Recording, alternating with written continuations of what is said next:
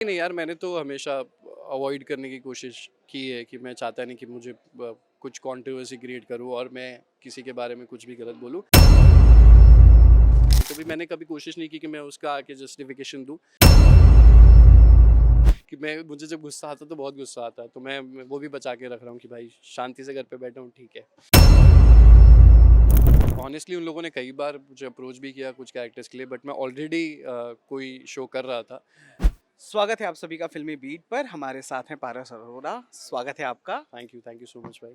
सबसे पहला तो कैसा लग रहा है दूल्हा बनकर, वो भी दो दो दुल्हनिया के साथ? हाँ यार, दूल्हा तो मैं बहुत बार बन चुका हूँ टीवी में, लेकिन ये वाला कुछ अलग है यार। इसमें डबल शादी हो रही है और मैंने कुछ कपड़े भी वैसे ही पहने हैं, जिसमें एक माँ के लिए मैंने सूट सिलवाया है और एक माँ के लिए मैंने शेरवानी सिलवाई है। तो इससे आपको आइडिया लग ही गया है कि कितने दो के आंकड़े में मैं फंसा हुआ हूँ बचपन से। करेक्ट। अच्छा, कई बार ऐसा होता है ना कि जब हम करना कुछ और चाहते हैं और हो कुछ और जाता है, उस सिचुएशन से पारस कैसे बाहर आता है? अ, मैं तो ऐसी सिचुएशन से बस भगवान पे छोड़ देता हूँ। फिर मैंने इसके साथ भी ये ट्राई किया था, पेड़ वाली के साथ। मैं गया था हनुमान चालीसा लेके कि भाई अब तो हनुमान चालीसा से तो अच्छे अच्छे भूत भाग जाते हैं, लेकिन ये खुद बहुत ही भक्ति वाली भूत निकली और भागी नहीं, उल्टा आगे की हनुमान चालीसा पूरी पढ़ के सुना दी। तो पारस तो निकल जाता है भगवान के सहारे। जीतू का पता नहीं कि जीतू की जिंदगी में क्या लिखा है। Talking about your career now, your graph now, मेरा पर्सनल फेवरेट आज भी मेरे लिए अभिमन्यु ही है। ऑल आपके बाकी कैरेक्टर्स भी सबका बहुत फेवरेट खूबसूरत वही है, मुझे लगता है कि इतने सालों बाद भी। हाँ, बट उस समय जो कि आपने वो एक एक आपकी लाइन थी कि मेरे पिताश्री को बताना कि मैं लड़ते लड़ते मरते मरा समय हूँ। भी पराजित नहीं हुआ। नहीं हुआ था।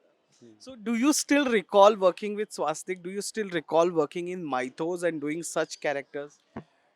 यार ऑनेस्टली उन लोगों ने कई बार मुझे अप्रोच भी किया कुछ कैरेक्टर्स के लिए, बट मैं ऑलरेडी कोई शो कर रहा था।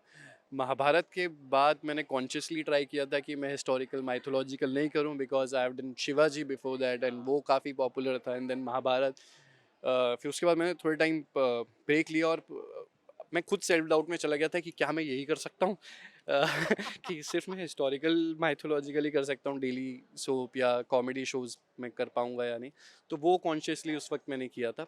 बट अब अगर ऐसा कुछ होगा जो जिसको मैं जस्टिस दे पाऊँ जिस कैरेक्टर को, तो I would definitely like to do that. Paras, do you really feel कि जो टैलेंट, जो हुनर आप और जो क्राफ्ट आप कैरी कर रहे हो, क्योंकि आपने वर्सेटाइल एक्टर होने का हर बार प्रमाण दिया हुआ है। इसके पहले का शो चाहे उसके पहले का शो हो, चाहे लवर बॉय हो चाहे एक्शन करना हो, आपने हर एक चीज़ किया है। कभी आपको लगा कि फिटर्निटी पूरा जस्टिस कर रही है, आपको पे बैक कर रही है, या वैल्यू करने में अभी भी कहीं कमी है? इसका जवाब मैं दूं तो मुझे लगता है कि मैं, जैसे अभी आज के टाइम में फिल्म्स में राजकुमार राव और विक्रांत मैसी काम कर रहे हैं, मैं वो कोशिश कर रहा हूँ कि टेलीविज़न में करूँ, ताकि मतलब अच्छा अच्छा काम करता रहूँ। थोड़ा हट के काम करने की कोशिश कर रहा हूँ। कभी ना कभी वो रजिस्टर होगा कि भाई एक कोई ऐसी चीज़ होती है जो बहुत ही फट जाती है, जैसे आप महाभारत की बात कर रहे हो, लोगों के पहुँचती है, तब वो पीछे का भी आदत है कि अरे यार ये भी किया है। तो ऐसा कुछ नहीं है। मुझे एज एन एक्टर बहुत सेटिस्फेक्शन है कि मैं हर बार कुछ नया करने की कोशिश कर रहा हूँ। और ये है कि मैं, मुझे जब भी इस दुनिया से जाना है तो लोग ये याद रखें कि भाई एज एन एक्टर जो कुछ कुछ तो करके जाऊं कि लोग मुझे हमेशा याद रखें। मुझे लगता है उसमें से महाभारत तब तक लोगों को याद रहेगा, क्योंकि वो बार बार टीवी पे आता रहेगा और लोग मुझे याद रखेंगे। याद रखेंगे। या अच्छा, talking about your relations, bonds, कैसा कुछ हुआ इंडस्ट्री में? आपने इतना लंबा वक्त दिया and still look 19 only guys. मैं 20 में भी नहीं जा रहा हूँ, स्टिल लुक 19 ओनली। तो आप वैसे ही हो, लेकिन कुछ रिश्ते पीछे छूटते चले गए हैं, कुछ चीजें होते चली गई हैं। उनको कभी रिकॉल होता है, या मीडिया के साथ कैसा रिश्ता है? क्योंकि आप बोलते कुछ और हो कुछ और जाता है। नहीं नहीं यार, मैंने तो हमेशा अवॉइड करने की कोशिश की है कि मैं चाहता नहीं कि मुझे कुछ कंट्रोवर्सी क्रिएट करूं और मैं किसी के बारे में कुछ भी गलत बोलूं। भले ही वो जो भी सामने वाला इंसान हो, अगर वो कुछ गलत भी बोलने की कोशिश कर रहा है जिससे रिलेटेड ऐसा कुछ हुआ भी नहीं है, तो भी मैंने कभी कोशिश नहीं की कि मैं उसका आके जस्टिफिकेशन दूं, क्योंकि आई नो कि मैं क्या कर रहा हूं और मैं बहुत ज़्यादा ऊपर वाले में बिलीव करता हूं और अपने में मस्त रहता हूं कि कहीं ना कहीं से सब चीज़ें अपने आप जगह पे आ जाती है, अलाइन हो जाती है। तो मैंने कभी कोशिश नहीं की जस्टिफिकेशन देने की। कहीं भी, और मेरा एज सच कभी किसी से ऐसा रिलेशन इंडस्ट्री में कभी ख़राब हुआ भी नहीं। नहीं हुआ है, करेक्ट, और होना भी नहीं चाहिए, क्योंकि इतना चॉकलेट बॉय सा चेहरा है। कभी आपको लगा कि जब आपको कोई रोल किरदार देते तो इन लोगों ने आपको स्टीरियोटाइप कर लिया कि यार हर बार गुड लुकिंग प्यारा लड़का क्यों, मैं मर्डरर भी बन सकता हूँ? आ, यार नहीं, मतलब लास्ट शो में मैंने डबल रोल किया था अपना, उसमें नेगेटिव किया है। आप अगर उड़ान की बात करें उड़ान तो खतरनाक नेगेटिव तो था। उसमें भी मैं नेगेटिव था, तो मैंने तो पूरी कोशिश की, और उड़ान में तो इनफैक्ट पॉजिटिव से ज़्यादा जब मैं नेगेटिव प्ले कर रहा था वो ज़्यादा सक्सेसफुल हुआ था, और वो ऑडियंस को ज़्यादा इंटरेस्टिंग लगा था। तो वैसी चीज़ें भी की है, एंड आई होप अभी तो आपने बोला मैं भाई 19 का हूँ, अभी तो मेरा पूरा करियर बाकी करियर है। बाकी है। तो अभी तो और भी चीज़ें आगे के लिए भी तो छोड़ो, बाकी सब तो कर लिया ना। अच्छा, लास्टली हम ये पूछेंगे कि आपके कई पुराने शोज के कई साथी कई रियलिटी शोज का सहारा ले चुके हैं अपने करियर को गैर अप करने के लिए। आप सिर्फ एक्टिंग पर फोकस कर रहे हो क्योंकि आपको लगता है कि आप एक्टर हो और आप वही करोगे रियलिटी शोज को आपने लेकर? मेरे बोले बिना ये चीज़ हाँ, क्योंकि बोले। पिछली बारी आपने मुझे बताया था कि मैं एक्टर हूँ, मैं एक्टिंग करूंगा, हाँ। बट बहुत लोगों ने स्विच किया। आपको कभी नहीं लगता कि रियलिटी शो का सीढ़ी लूं मैं आगे बढ़ने के लिए?